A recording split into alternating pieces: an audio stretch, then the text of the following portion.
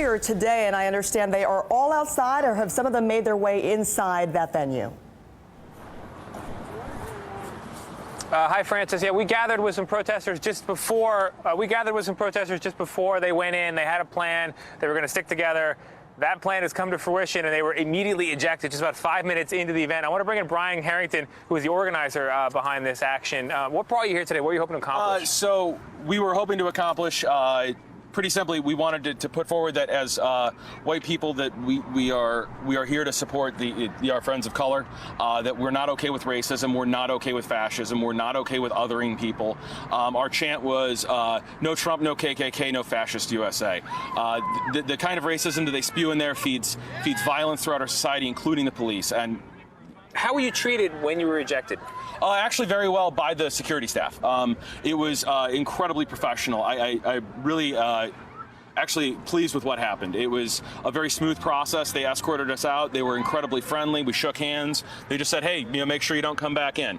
And that was very fair of them. They wanted everybody to have the chance to speak. I want to bring in one other individual here. I didn't catch your name when you came over. Hi, my name's Jeff Lake. Jeff Lake, you had a rougher experience on the way out the door. This is another protester. Can you tell us what happened? Yes, I was with the group, and the officers and the security guards came up and they said, "Oh, we're going to have to ask you to leave." And I'm like, "Okay, we're not here to cause any trouble." Well, so they had about 4 security guards with us, about 1 or 2 in front of me, 1 or 2 in back. And I had my cell phone out. I was filming everything as we're leaving. And one of the Trump supporters came in front of me, and he put his sign directly in front of my face, in front of my camera. So I stepped aside and got a clear shot and kept filming as we're walking out.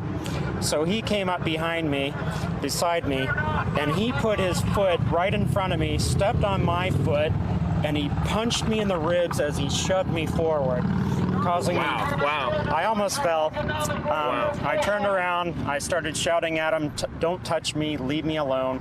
And luckily, there was a security guard directly behind me that caught everything, and they allowed us to leave peacefully. So, Jeff, you got a punch in the ribs. Brian, you guys got thrown out in about 5 minutes. Was it worth it coming out here today? Oh, absolutely. Absolutely. I would have done it over again.